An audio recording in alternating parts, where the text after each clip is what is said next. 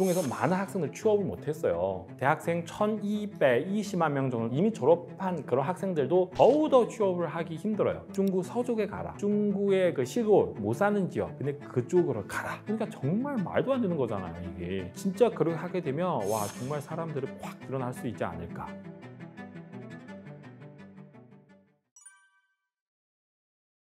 지금 중국 실업 문제 너무 심하고요. 이번 달 중국 수능 시험이 있었어요. 수능 시험 참석하는 학생 수 1,300만 명 넘어요. 그럼 지금 대학교 사실 학생들 들어가기 쉬워요. 물론 명문 대학교 들어가기 어렵지만 일본 대학교 다 들어가기 쉬워요. 그러면 아마도 1,000만 명 정도 학생 대학교 또 들어가는 거죠.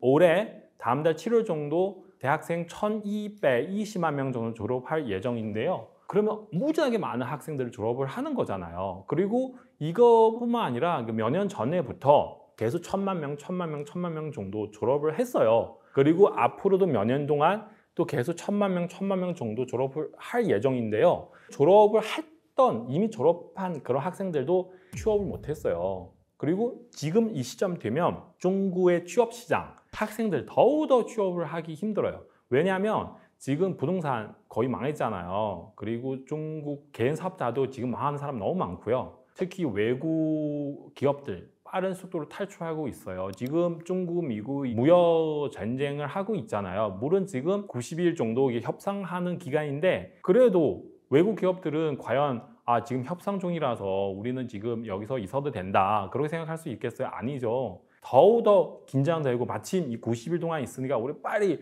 가야 됩니다. 빨리 도망가야 됩니다. 이렇게 생각할 수도 있어요.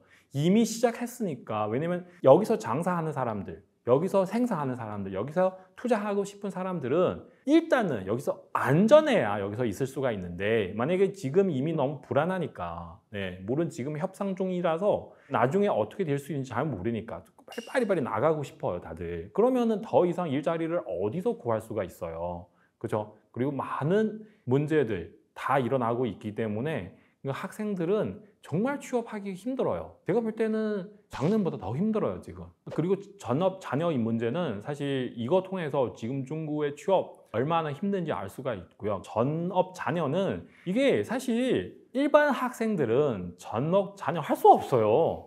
내가 집에서 부모님 밑에서 전업 자녀 하려고 합니다. 일단은 부모님 돈이 있어야죠. 돈 없으면은 하고 싶어도 할 수 없는 거예요. 그러니까 전업 자녀는 이게 옛날에 어디서 나오냐면 일부 학생들은 해외 유학하러 가는데요. 해외 미국 어느 나라 갔는데 이게 유학생인데 그러면 옛날 같은 경우는 이런 학생들은 중국에 다시 가가지고 취업을 잘 돼요. 근데 지금 일자리 그렇게 많지가 않아서 중국에 들어가는데요. 예를 들면 해외에서 공부를 하게 되면 돈 엄청 많이 들어가는 거잖아요. 그래서 중국에 가면 상하이 큰 도시에 좋은 직장, 연봉 많은 그런 직장 다니고 싶은데 근데 그런 일자리 많지가 않아서 그래서 일반 직장에 들어가면 월급이 되게 조금해요. 그러면 어떻게 하면 좋을까요? 차라리 부모님도 어느 정도 돈이 있으니까 제가 집에서 부모님이 도와드려서 청소도 해드리고 부모님 퇴직은 연금 중에서 일부 저한테 주셔가지고 그럼 우리 그냥 같이 삽시다. 그렇게 되는 거예요. 물론 부모님 돈 많이 없는 그런 집안의 전업 자녀도 있어요.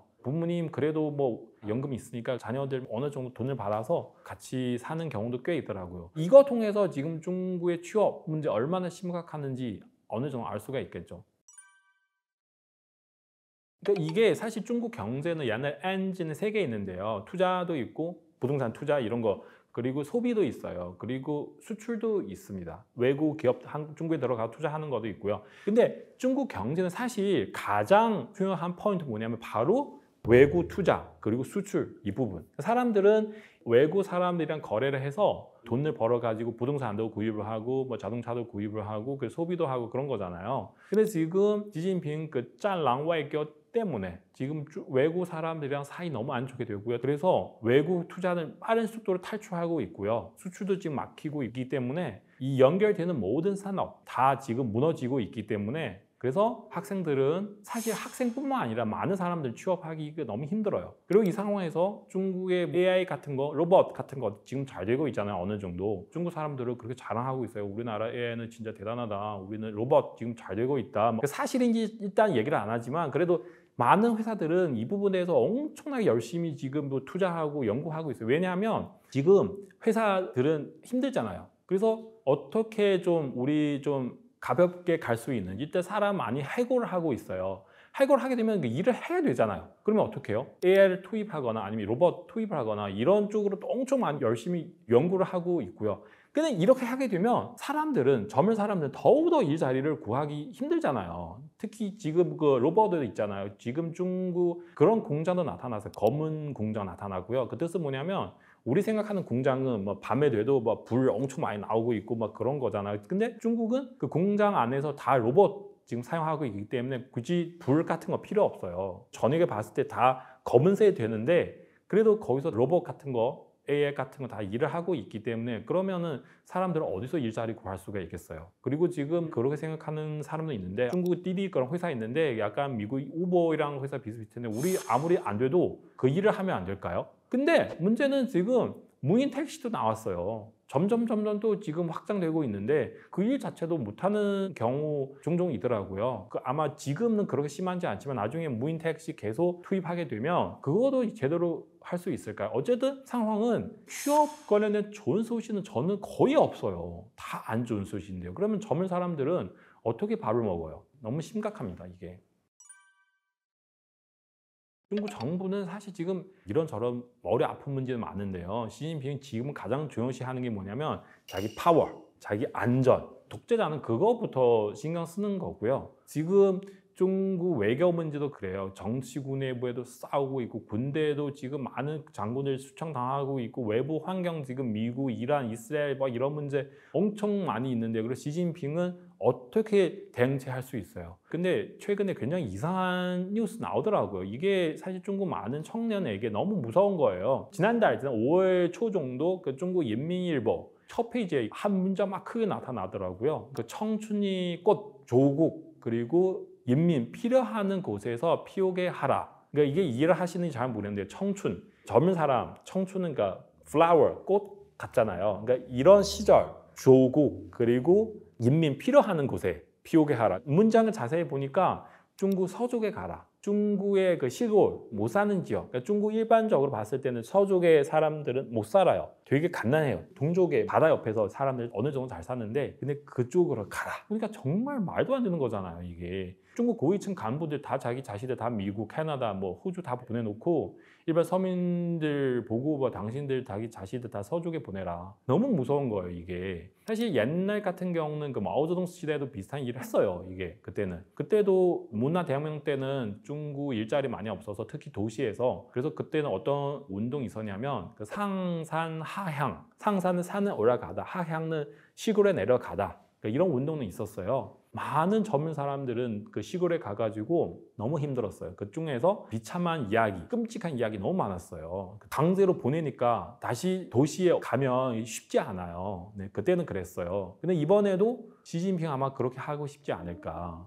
근데 이게 뭐 정말 일반 청년들 그 일자리 없어서 그 중국 정부 이 사람들을 위해서 무슨 조치하는 게 아닙니다. 이렇게 하는 이유는 뭐냐면 젊은 사람들은 다 도시 안에서 모여 있기 때문에 젊은 사람들은 좀 그런 거 있잖아요. 사실 그 우리 나이 대 사람들은 무슨 불만이 있으면 확 일어나기 힘들어요. 왜냐면 위에도 부모님 계시고 밑에도 자식이 있으니까. 그래서 불만이 있어도 그냥 참을 수 있는 게 젊은 사람들은 그렇지 않아요. 불만이 있으면 특히 큰 도시에서 뭐 엄청 많은 취업 못하는 젊은 사람 같이 확 일어날 수 있으니까 이것을 바로 중국 정부, 공산당 걱정되는 거죠. 그래서 이런 젊은 사람들은 이 시골에서 보내가지고 그러면은 어느 정도 정권대에서 안전하니까 그렇게 하는 거죠. 거기 가면은 힘들죠. 살기도 안 좋고요. 날씨도 너무너무 안 좋아요. 바람도 너무 세고요. 그쪽 서쪽에 돈도 많이 없으니까 그래서 다들 가기 싫죠. 근데 지금 다들 서쪽에 있는 젊은 사람들 다 동쪽에 가고 있어요. 베이징, 상하이, 광주, 심천 이쪽에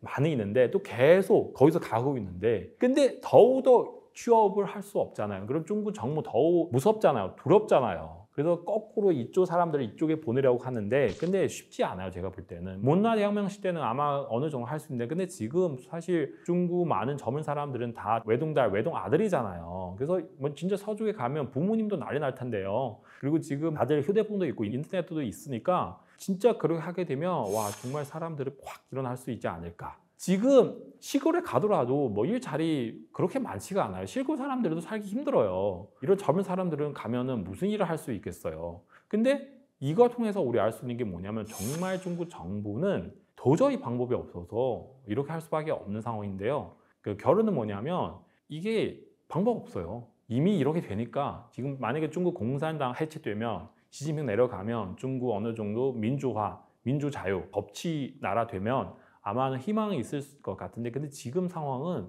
다들 절망하고 있어요. 다들 당병하고 있으니까 해결책은 없어요. 제가 볼 때 그래요.